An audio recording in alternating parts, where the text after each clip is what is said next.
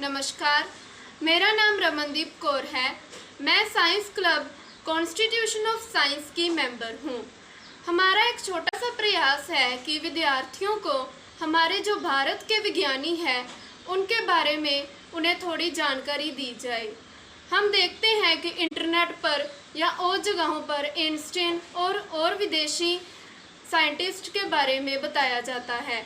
भारतीय साइंटिस्ट का जिक्र इंटरनेट पर बहुत कम किया जाता है, लेकिन भारतीय साइंटिस्ट्स का बहुत बड़ा योगदान है।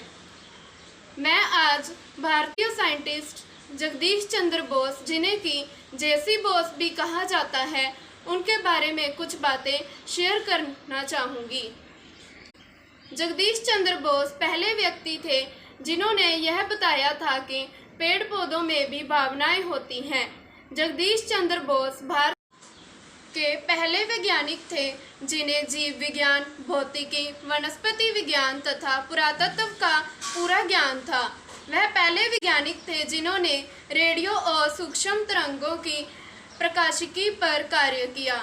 इतने कम साधन होते हुए भी उन्होंने ऐसी खोजें की कि उनकी प्रतिभा को देखकर विदेशों के विज्ञानी वाह वाह कर उठते थे।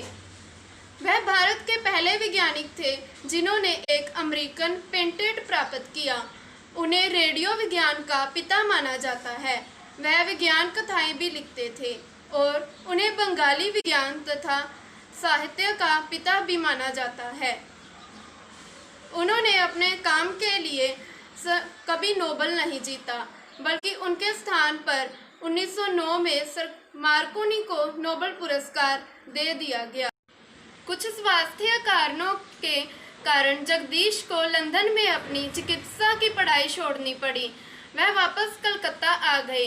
1885 में उन्होंने कलकत्ता के प्रेसिडेंसी कॉलेज में एक प्रोफेसर की तरह ज्वाइन कर लिया।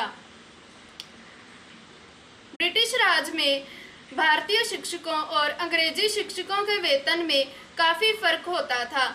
जगदीश चंद्र ने इस भेदभाव का कड़ा विरोध किया और 3 वर्ष तक बिना वेतन लिए काम किया।